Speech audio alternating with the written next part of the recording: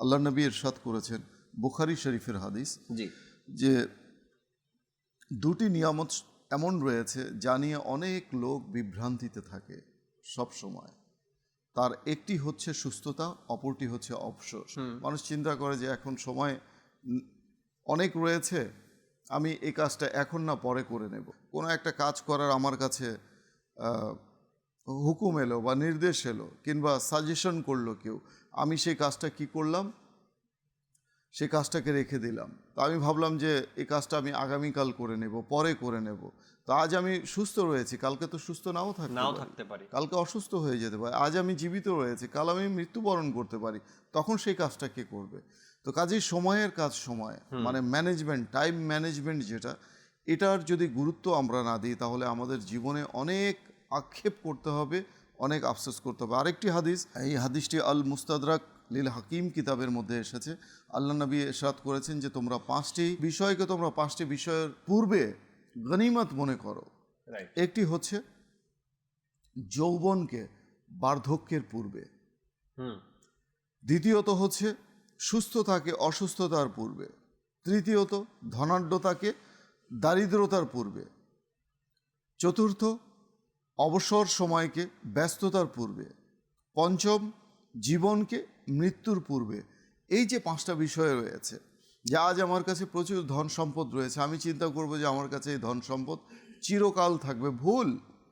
এটা আজকে ধন সম্পদ আছে, কালকে নাও থাকতে পারে। আজকে যে আপনার কাছে সুযোগ রয়েছে, প্রাচুর্য রয়েছে, সুস্থতা রয়েছে, অবসর সময় রয়েছে, আপনার কাছে আপনার জীবন স্টিল আপনি অ্যালাইভ রয়েছেন এখনও, এটা তো কালকে নাও থাকতে পারে বা পরবর্তী মুহূর্তে নাও থাকতে পারে। তো কাজেই সময়ের কাজ সময়, যে কাজটা এখন করতে বলা হয়েছে সেটা আপনি করে নিন, অর্থাৎ টাইম ম্যানেজমেন্ট। আর যদি প্রথম থেকে যদি এই টাইমিংয়ের যে শিডিউলটা রয়েছে এটা তৈরি করে নেওয়া যায়, যে সপ্তাহে একদিন হলেও আমি আত্মীয় স্বজনের সাথে কথা বলবো। প্রবাসী যারা রয়েছে এরা কিন্তু, কারণ এটা আমার প্র্যাকটিক্যাল, আমার লাইফে দেখা, যে যেই ছেলে কাল পর্যন্ত মা বাবার তোয়াক্কা করতো না, যে মা বাবা খেলো কি খেলো না, রাত 2টো পর্যন্ত 1টা পর্যন্ত সন্তানের অপেক্ষায় বাবা, যে আমার সন্তান কোথায়, বাবা তুমি কোথায় আছো, 12টা বেজে গেছে, বাবা এই তো আমি একটু বন্ধু বান্ধবের সাথে, তাড়াতাড়ি চলে আসো, তোমার মা খাবার নিয়ে বসে আছে। যেই চিন্তা ছেলের করা উচিত ছিল সেটা বাবা মা করছে।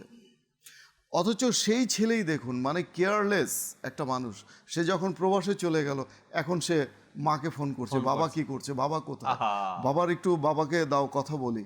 তো বাবা কাছ থেকে এখনো আসেনি, সেই সন্তান খবর নিচ্ছে বিদেশ থেকে, আবার মায়ের জন্য বাপকে বলছে যে মায়ের একটু টেক কেয়ার করো, মা বোধহয় ঠিক মতো খাবার খায় না, আমার চিন্তা করে, মা বোধহয় আমাকে নিয়ে চিন্তা করে, বাবা তুমি একটু দেখো না মায়ের কি হয়েছে। সেই ছেলে দেখেন, স্থান কাল পাত্র ভেদে, অর্থাৎ যখনই স্থানের পরিবর্তন হয়ে যায়, কালের পরিবর্তন হয়ে যায়, তখনই কিন্তু মানুষের মাঝে একটা চেঞ্জিং চলে আসে।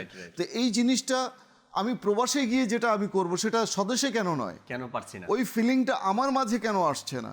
তো এই জন্য আমাদেরকে টাইম ম্যানেজমেন্ট করতে হবে। টাইম ম্যানেজমেন্ট যদি আমরা করতে পারি তাহলে ঘরকেও আমরা নিয়ে চলতে পারবো, বাহির যে রয়েছে সেটাও আমরা নিয়ে চলতে পারবো। ঘরে বাইরে আমাদের ভূমিকা যে আছে সমান তালে চলতে থাকবে।